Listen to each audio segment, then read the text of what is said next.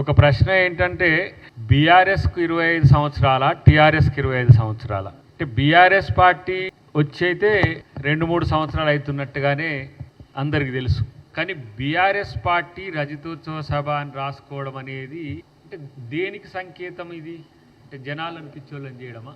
నాకు తెలిసి అయితే టీఆర్ఎస్ 2001లో పుట్టింది. టీఆర్ఎస్ లేదు. తెలంగాణలో టీఆర్ఎస్ కనుమరుగై ఒక 3 సంవత్సరాలు అయింది. ఎందుకంటే టీఆర్ఎస్ అనే పార్టీ లేకుండా బీఆర్ఎస్ అయింది.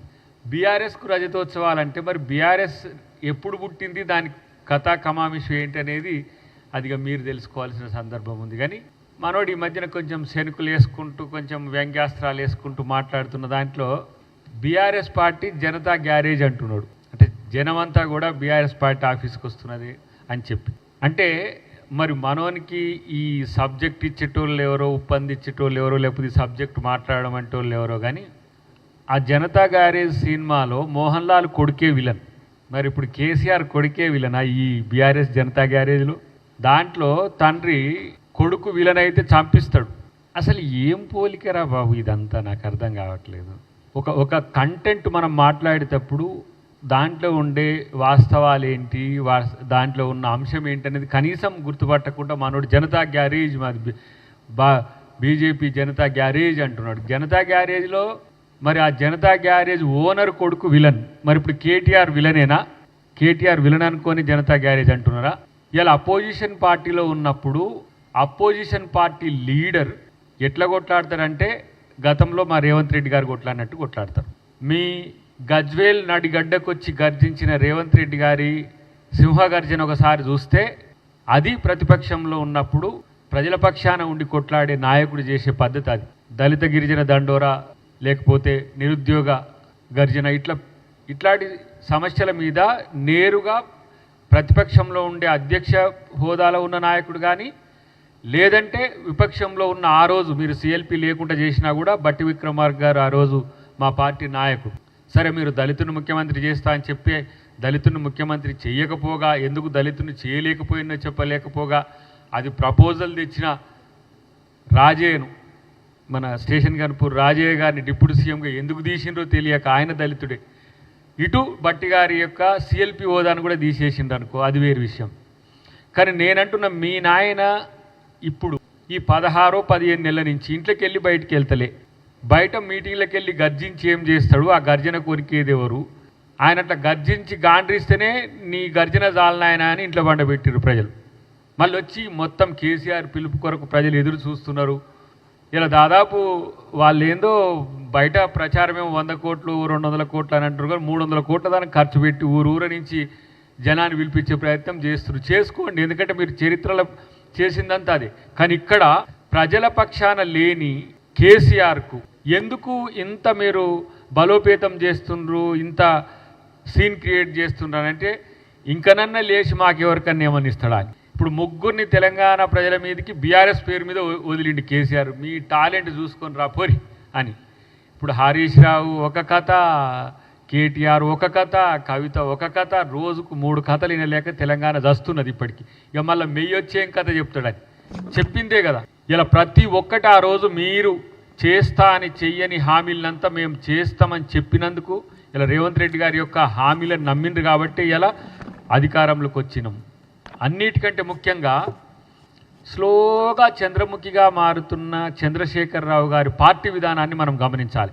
సరే ఆయన బయటకు వచ్చి అని చెప్పలేదు, కానీ ఆయన ఏమంటారు హక్కుదారుగానో ఆయన వారసుదారుగానో మొన్న వచ్చి మనోడు మాట్లాడుతున్నాడు. మాకేం ప్రాబ్లం అండి, ఎవరితోనేం ప్రాబ్లం అండి, మేము ఎటైనా ఉంటామండి, మాకు ఎటైనా ఉంటామండి కాదు. మొన్నటిదానికనేమో చంద్రబాబు ఇక్కడ పరిపాలన చేస్తున్నాను అన్నారు. చంద్రబాబే తెలంగాణలో రేవంత్ రెడ్డి గారిని నడిపిస్తున్నాను అన్నారు. మరి ఇప్పుడు చంద్రబాబుకు మాకు పోలిక ఉందండి. చంద్రబాబు మీరు వేరేం కాదండి, అన్ని సారూప్యాలు ఉన్నాయి. గతంలో కూడా సరే కలిసి పోటీ చేయకపోయినా మాకు ఆ పొత్తు ఉందండి అంటే చిన్నగా శుతిమెత్తగా చేస్తున్న పరిస్థితి. దీనికి ఏం సంకేతం అంటే నేను గతంలో కూడా చెప్పిన, మనకాడ చెప్పినో లేదో కానీ ఈ బీజేపీ కమలం పువ్వు కాడకు గులాబీ అంటుకట్టినట్టున్నది. ఇప్పుడు 2 పువ్వులే చెయ్యికి వ్యతిరేకంగా చేస్తున్న గులాబీ కమలం పువ్వు కాడకు గులాబీని అంటుగట్టుకొని మీరు తిరుగుతూ ఏదైతే బీజేపీతో సానుకూలంగా ఉండే పార్టీలతో సన్నాయి నొక్కులు నొక్కుతూ మళ్ళీ కాంగ్రెస్ పార్టీ మీద మీరు విమర్శలు చేస్తున్న పరిస్థితి. నేను అంటున్న ఈరోజు కేటీఆర్ బీఆర్ఎస్ పార్టీకి రాష్ట్ర అధ్యక్షుడు ఎవరు? సమాధానం ఉండదు మీ దగ్గర. మహారాష్ట్ర కన్నా ఉంటారు, ఆ ఒడిశా ఏదో ప్రయత్నం చేసిండ్రు, అక్కడ ఆయన రాజీనామా చేసిండు. ఇక్కడ ఆంధ్రప్రదేశ్లో తోట వారిని పెట్టిండ్రు, అది ఉన్నదో లేదో తెలియదు. కానీ ఇప్పుడు నేను అంటున్నా బీఆర్ఎస్ పార్టీకి తెలంగాణ రాష్ట్ర శాఖ అధ్యక్షుడు ఎవరు? బీఆర్ఎస్ పార్టీకి జాతీయ అధ్యక్షుడు ఎవరు? నువ్వు వర్కింగ్ ప్రెసిడెంటో నాన్ వర్కింగ్ ప్రెసిడెంటో దేనికో బీఆర్ఎస్కో రాష్ట్రానికో స్టేట్కో తెలియదు. మీకే స్పష్టత లేదు. మీ అపోజిషన్ పార్టీ లీడర్గా కేసీఆర్ అంటే రావట్లేడు, ఆయనకు చేతగాట్లేదో, మిమ్మల్ని చూసి రావట్లేడో, లేకపోతే ఆయనకు తెలంగాణ ప్రజల కోసం ప్రతిపక్ష హోదాను నిర్వర్తించాలని ఇష్టం లేదో పక్కన పెట్టండి. ఉపనాయకుడు అనేటోడు ఉంటాడు కదా బీఆర్ఎస్ పార్టీకి ఆబ్లిక్ టీఆర్ఎస్ పార్టీకి. మరి దానికి ఉపనాయకుడిని ఎంచుకునే పరిస్థితి ఉందా? ఇలా కాంగ్రెస్ పార్టీకి ఏమున్నదా? కాంగ్రెస్ పార్టీకి 20 సంవత్సరాల వరకు ఓటేయరు అని అంటుండినా. నేను అంటున్నా ఇవాళ నీకు ఒక సవాల్ విసురుతున్న దమ్ముంటే 2 సంవత్సరాల్లోపే కాంగ్రెస్ పార్టీ అధ్యక్ష పదవి చేపట్టి ఈ రాష్ట్రంలో కాంగ్రెస్ పార్టీని అధికారంలోకి తెచ్చింది రేవంత్ రెడ్డి గారు. నీకు దమ్ముంటే మీ అయ్యను ఒప్పించో, మీ బావను మెప్పించో, మీ చెల్లెను బుజ్జగించో నువ్వు పార్టీ అధ్యక్ష పదవి తెచ్చుకో. తెలంగాణది మెయ్యని జాతీయంగా ఉంచు, జాతీయ పార్టీకి అధ్యక్షుడు ఉంటే ఉంచు. నువ్వు రాష్ట్ర పార్టీ అధ్యక్షుడిని తెచ్చి నీకు దమ్ముంటే 3.5 సంవత్సరాలు ఉంది కదా పార్టీని అధికారంలోకి తీసుకురా. ఎందుకు ఈ చేతగాని మాటలంతా? ఈ సభలో మేము పాల్గొనాలి, మేము భాగస్వాములకు కావాలి అన్న భావన, ఆ ప్రేమ, ఉత్సాహం ప్రజల్లో కనబడుతుంది పెద్ద ఎత్తున. తెలంగాణ వ్యాప్తంగా ప్రతి గ్రామంలో ఈ జిల్లా ఆ జిల్లా అని తేడా లేదు, ఈ తాలూకా ఆ తాలూకా అని లేదు, ప్రతి చోటు నుంచి కూడా ఆ భావన కనబడుతూ ఉంది. కానీ ఇవాళ సరే పాపం కొంతమందికి ఏదో కన్ఫ్యూజన్స్ ఉన్నాయి, ఆగమాగమవుతున్నారు. ఏ పార్టీ ఏ సభ పెట్టుకున్నా ఇంకొక పార్టీ దానిపైన జనరల్గా విమర్శలు చేయదు, మాట్లాడదు. కానీ చాలా ఆశ్చర్యంగా ఏది చేసినా టీఆర్ఎస్ వైపు బీఆర్ఎస్ వైపే పాపం అందరి చూపు కనబడుతూ ఉంటుంది. మిగతా పార్టీలేదు కూడా సభలు జరుపుకుంటున్నాయి. కాంగ్రెస్ పార్టీ మొన్న ఒకటి ఏదో రాజస్థాన్లో చేసినట్టుంది, మళ్ళీ నిన్న హైదరాబాద్ కూడా చేసినట్టుంది. కానీ ఎవడు పట్టించుకుంటున్నాడు? మేమేం అడగలేదే, మీరు ఎందుకు చేస్తున్నారు ఇక్కడ హైదరాబాద్లో, మేము ఎప్పుడు అడగలేదే. వాళ్ళ సభను ఎందుకు పెట్టుకున్నారు, గాడెందుకు పెట్టుకున్నారు, గీడెందుకు పెట్టుకున్నారు కూడా మేము ఎప్పుడు అడగలేదు. పాపం వాళ్ళకు తోడు బీజేపీ కూడా పాపం ఎందుకో వాళ్ళకి చాలా దుగ్ధ కనబడతా ఉంది. అసలు మీకెందుకు ఓడేం టీఆర్ఎస్ఆ బీఆర్ఎస్ఆ అంటాడు? నీకెందుకురా భయ్ అనుమానం? టీఆర్ఎస్ఆ బీఆర్ఎస్ఆ గులాబీ జెండా కేసీఆర్ సభకు వస్తున్నారు, ప్రజలు కేసీఆర్ సభకు వస్తున్నారు. మీకెందుకు శశవిషాలు? మీకెందుకు అనుమానాలు? మీకెందుకు? ఎందుకు ఆగమాగమవుతున్నారు? ఎందుకు బట్టలు చింపుకుంటున్నారు? దేని కొరకు? కేసీఆర్ సభ అన్నాడు, వస్తూనే ఉన్నారు కదలికి జనం. ఎవరికి లేదు ఆ పరిస్థితి. ఎందుకు మాట్లాడుతున్నారు, ఎందుకు వణికిపోతున్నారు అని అంటే ప్రజల్లో వస్తున్న కదలిక, గ్రామాల్లో జరుగుతున్న చర్చ. టీఆర్ఎస్ పార్టీ సభ పెట్టుకుంటే గ్రామాలలో ప్రజలు ఎందుకు ఉత్సాహపడుతున్నారు, ఎందుకు సంతోషపడుతున్నారు?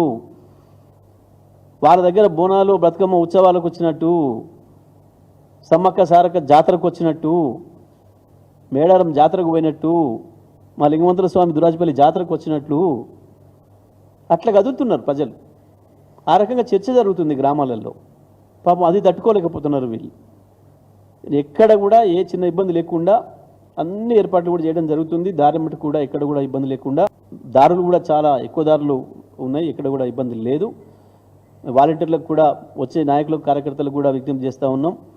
ఇటువైపు ప్రత్యేకించి హైదరాబాద్ రూట్లో వస్తున్న వాళ్ళు ఎవరైతే ఉన్నారో, రంగారెడ్డి కావచ్చు, హైదరాబాద్ కావచ్చు, మహబూబ్ నగర్ కావచ్చు, నల్గొండ జిల్లాలకు సంబంధించి ఈ మొత్తం ఈ ప్రాంతం నుంచి వచ్చే వాళ్ళందరూ కూడా సూర్యాపేట జనగామ రోడ్లో వచ్చేవాళ్ళు కావచ్చు, భువనగిరి దగ్గరికి వచ్చి రోడ్ ఎక్కే వాళ్ళు కావచ్చు, మా వాళ్ళు చిట్యాల ప్రాంతం నుంచి, రింగ్ రోడ్ నుంచి వెళ్ళి గట్కేసర్ ప్రాంతం నుంచి వచ్చేవాళ్ళు కావచ్చు, ప్రత్యేకించి మా ఆలేరుకు సంబంధించి ఆలేరు భువనగిరికి సంబంధించిన వాళ్ళు కూడా, వాళ్ళు ఈ రోడ్డు కూడా వచ్చే పని లేదు, వరంగల్ హైదరాబాద్ రోడ్డుకు వచ్చే పని లేదు, మధ్యలో నుంచి వెళ్ళి బచ్చనపేట నుంచి వెళ్ళి దగ్గర దారి ఉంది, గ్రౌండ్కు సేఫ్గా చేరుకునే దారి ఉంది, వాళ్ళు ఆ ప్రాంతం నుంచి వెళ్ళి వెళ్ళవచ్చు.